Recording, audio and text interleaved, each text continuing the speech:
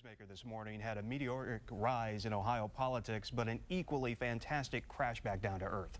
Bob Ney was elected to the Ohio House back in 1980 when he was just 26. He was elected to Congress during that big Republican tidal wave of 1994.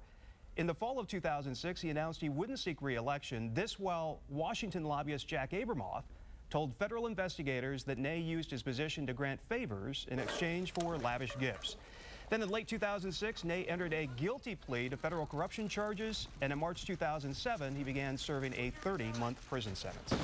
After 11 months in federal prison, Ney returned back to Ohio, back on the radio airwaves, and the author of this new book, Sideswiped, that has certainly captured the attention of politicos in our nation's capital.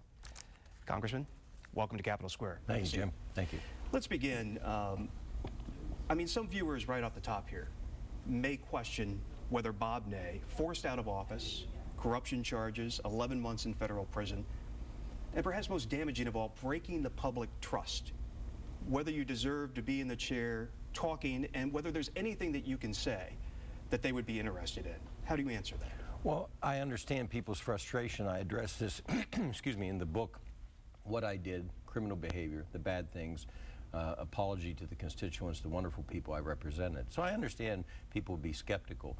The book, though, I think contains a lot of information that will give insights beyond, you know, the quotes about Speaker Boehner and some of the more salacious things. The book deals with prisons, the prison systems, it deals with life, but also deals with Washington, D.C. and the Washington of today. Now, people don't have to believe me. I would tend to tell you, however, as far as honesty and not telling the truth when you're trying to stay out of prison, that definitely crops up. Once you come out of prison, it's a little bit different. All right, let's talk a little bit about all of that. And let's begin with Speaker Boehner. Here's what you wrote about him, and we can actually see this on the screen. This is what you said about Speaker Boehner. Quote, he was a bit lazy and a man who was all about winning and money.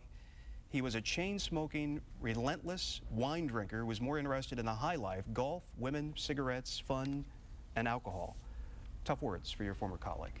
And I don't hate John Boehner. I'm not angry at John Boehner. I was at one point in time in 2006, no question about it. I don't dislike John Boehner. He is a nice guy in the sense, I know it may not be sounding that way after what I've said, but he's a get-along guy that's always been that way in politics. And this is a small piece of a flavor of John Boehner, and it fits into the book for a reason. I didn't just make a book that would attack John Boehner.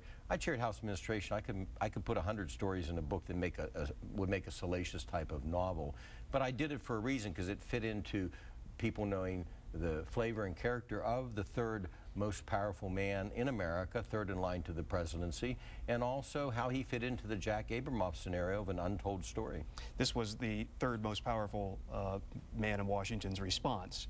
We can also show this. This is Speaker Boehner referring to you. This is a disgraced congressman who went to jail, who's made a lot of baseless and false accusations in order to try to sell a book. It's sad.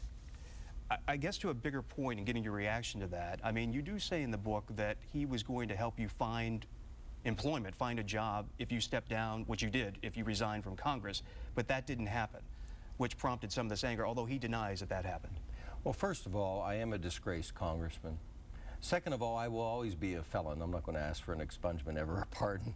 So that's going to be a fact. Third, he can say these are baseless. They aren't. And beyond me, every single thing I have said and sideswiped can be, and I will tell you, eventually will be proven by people who are not felons and who are not known liars. I didn't. And so what does that tell us about, if that is true, I mean, what does that tell us about John Boehner's leadership today then?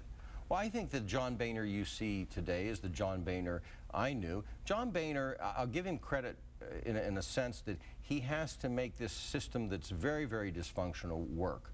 I think John Boehner, and I mentioned the corruption and the tobacco checks and all the things I mentioned in here associated with Boehner, and he's not the only one, by the way. This barrel's still corrupt all the way around. Good people corrupt system. He, as the most powerful man in the House and as the leader, can snap his fingers today. He can change all this. Everything Jack Abramoff and I did, all the corruption, the dinners, the booze, the traveling, is now codified into federal law. It's now legal. I can do all kinds of things if I'm a lobbyist and you're a member of Congress. So I think that when it comes to this, John Boehner has a difficult situation in the Congress. I think that he has to continue to advance the money machine to keep himself in power. So it's a problem for John. You know, Bob, you started so young in politics, and I guess, and I've been around politics and politicians all my life too. I guess the most shocking thing in reading the book, frankly, is that, I mean, here Jack Abramoff, this lobbyist, starts giving you the meals and the gifts and the trips. And at no point, seemingly, did a big bell start going off in your head, this is bad. I mean, as you look back now, I mean, did you miss it? You mentioned also in the book drinking heavily. Perhaps that made it hazy. I mean, are you surprised that no bells were going off saying, don't do this? Well, one has to be very careful, in particular in my case, of saying alcohol made me do it.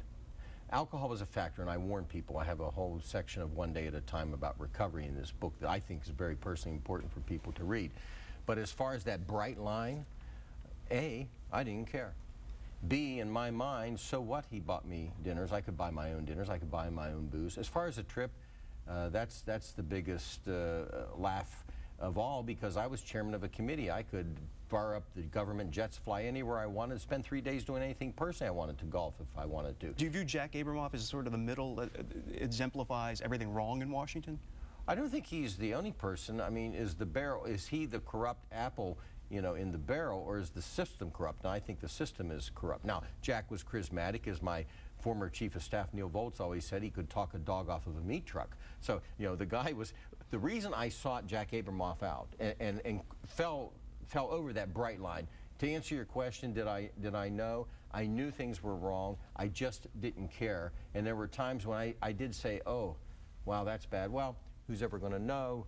You know, it's not really that bad. A lot of people do this. A lot of people go eat and drink for free. So I just did every wrong move a human being can do, personally, ethically, and also within the law. Bob, we're down to our last minute. So quick word association here. Very quick responses. Yes, John McCain.